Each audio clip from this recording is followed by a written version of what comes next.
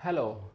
Perfume की बोतल खोलते ही खुशबू हमारे चारों तरफ फैल जाती है क्योंकि परफ्यूम की वेपर्स हमारी नोज तक पहुंच जाती हैं।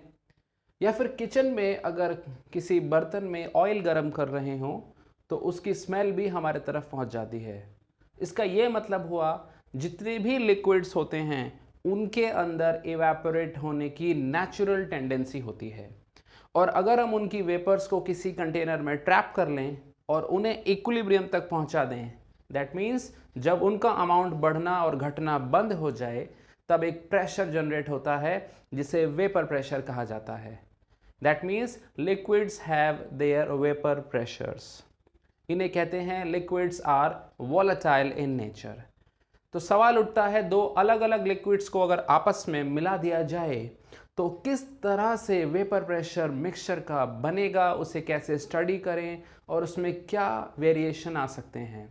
इसके लिए सॉल्यूशन नाम का चैप्टर है जिसमें राउल्ट्स लॉ एक टॉपिक बनाया गया है, which you can clearly see. Raoult's law is applicable for those liquids which evaporate and which can mix with each other, जिसे हम miscible liquids कहते हैं। Raoult's law उन liquids पे लागू होगा जिनके molecules में एक ही तरह का, एक ही ताकत का intermolecular attraction होता है। So let's now have the brief introduction of Raoult's law।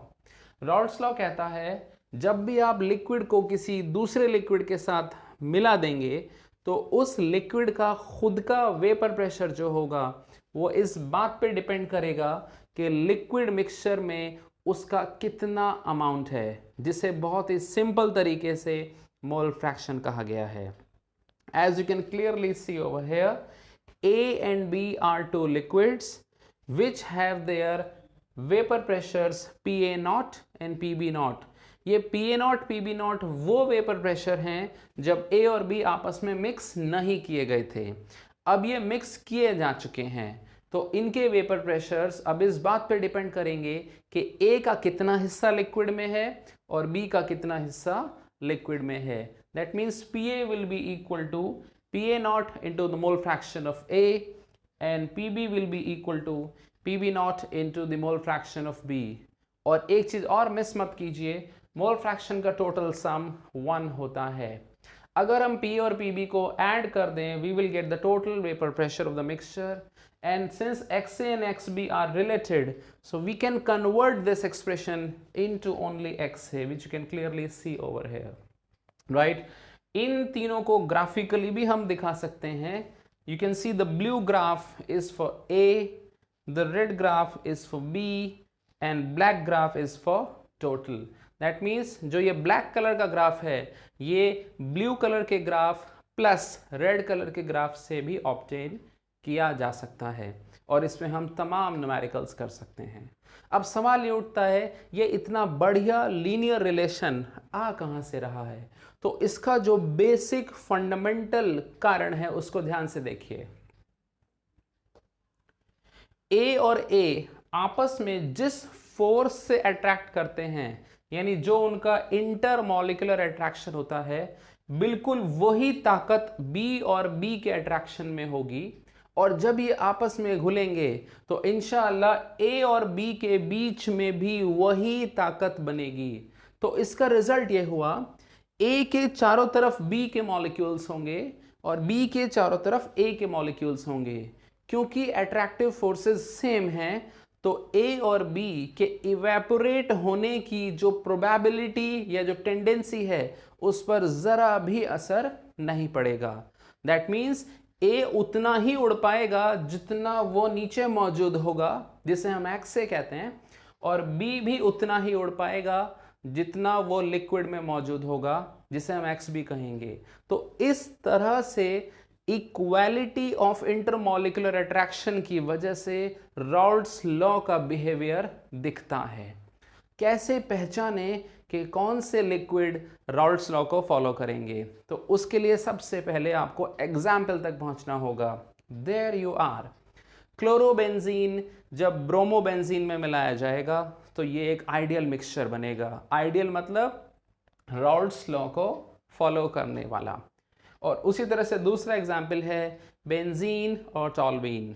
इन दोनों एग्जाम्पल से आप ये चीज डिराइव कर सकते हो, जिन मॉलिक्यूल्स के फंक्शनल ग्रुप सिमिलर होंगे और मॉलिक्यूल के मासेस में ज़्यादा डिफरेंस नहीं होगा, और दूसरा केस, जिन मॉलिक्यूल्स को आप होमोलॉग्स की तरह देख सकते हो, यानी ऐसे मॉलिक्यूल जिसमें CH2 ग्रुप का फर्क है, वो एक ही ऑर्गेनिक ग्रुप के मेंबर्स होंगे। That means similar functional group having similar molecular masses and molecules which are homologues, they will constitute ideal mixture. Now, क्योंकि इंटरमोलिकुलर अट्रैक्शन में जरा भी चेंज नहीं आया, तो ना तो कोई हीट एब्जॉर्ब हो सकती है और ना ही कोई हीट रिलीज हो सकती है। So you can see enthalpy of mixing is zero.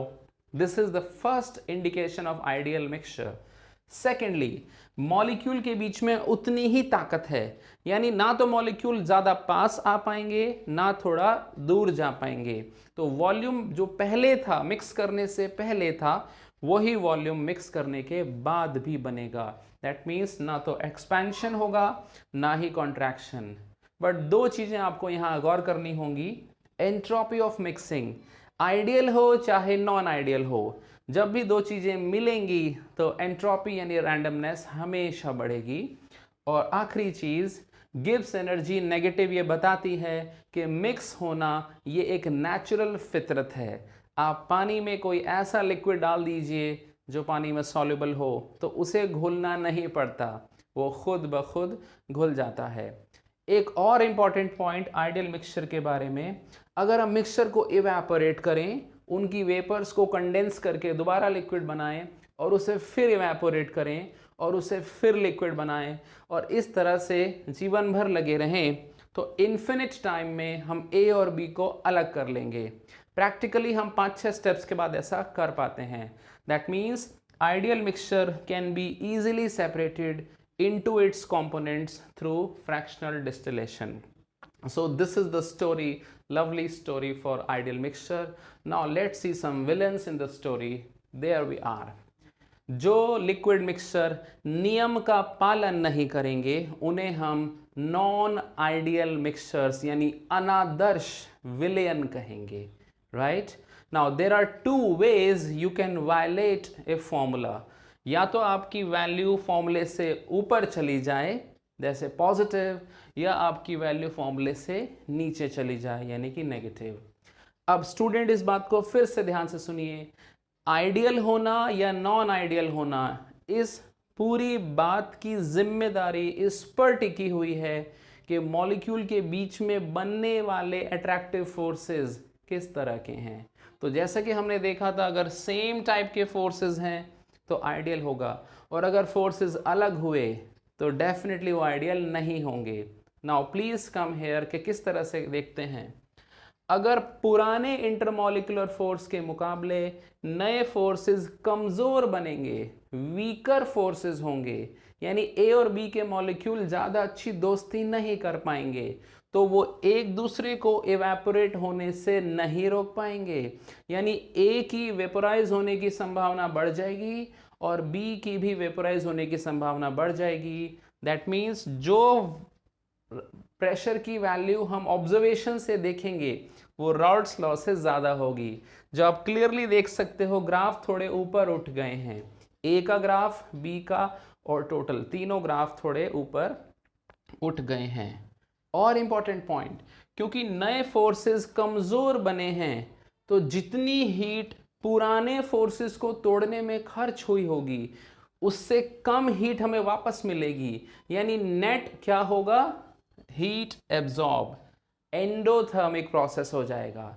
जिसका अंदाजा ऐसे लगा सकते हैं, अगर आप लिक्विड के बीकर को टच करेंगे मिक्सचर बनाने के बाद तो आपको ठंडा फील होगा।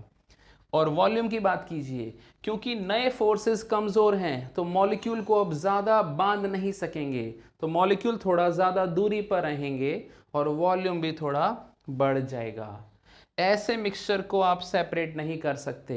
ये फ्रैक्शनल डिस्टिलेशन की कोशिशों के बाद एक ऐसे पॉइंट पर आके हमेशा के लिए रुक जाएगा जहां आप ए और बी को अलग नहीं कर पाएंगे। इस कॉम्बिनेशन को एजियोट्रॉप कहते हैं। और चूंकि वेपर प्रेशर बढ़ गया है तो बॉइलिंग पॉइंट मिनिमम हो चुका होगा।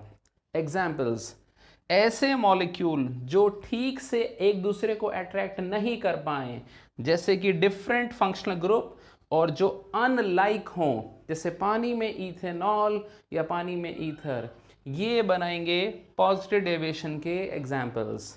अब इसके ऑपोजिट चलते हैं नेगेटिव में। अगर नए फोर्सेस ज़्यादा स्ट्रांग बन गए तो ए और बी एक दूसरे को इवेपोरेट होने नहीं देंगे ठीक से। That means they will have very poor tendency of evaporation, जिसका परिणाम होगा observed vapour pressure will be less than the vapour pressure of obtain from routes law.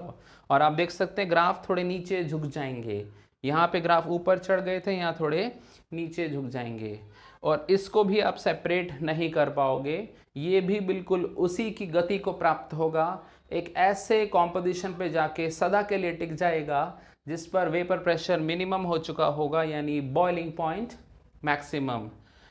Further, क्योंकि नए फोर्सेस अब ताकतवर बने तो हीट का इजाफा होगा। बीकर को टच करेंगे तो we will feel heat, that is called exothermic reaction. और वॉल्यूम भी घट जाएगा क्योंकि मॉलिक्यूल अब ज़्यादा ताकत से जुड़े हैं तो थोड़े से समेट लेंगे, एक दूसरे को पास आ जाएंगे। How to identify? ऐसे मॉलिक्यूल जिनमें ज़्यादा अच्छी दोस्ती हो सकती है उन्हें हम कहेंगे मिक्सचर्स ऑफ नेगेटिव डेविएशन। जैसे पानी में H2SO4, H2SO4 में 4 ऑक्सीजन और 2 हाइड्रोजन है जो बहुत अच्छे से पानी को पकड़ सकता है। उस तरह से क्लोरोफॉर्म एसीटोन का तो क्लासिक एग्जाम्पल है। क्लोरोफॉर्म का हाइड्रोजन एसीटोन के ऑक्सीजन के साथ अट्रैक्ट हो जाएगा, और फिनॉल और एनिलीन के आपस के हाइड्रोजन बॉन्ड और भी बेहतर बनेंगे। दैट मीन्स चाहे ज़्यादा अच्छे हाइड्रोजन बॉन्ड्स बने या ज़्यादा संख्या में बने, that will cause negative deviation. So after understanding the ideal and non-ideal solutions, you have covered the most important topic of solutions. Thank you.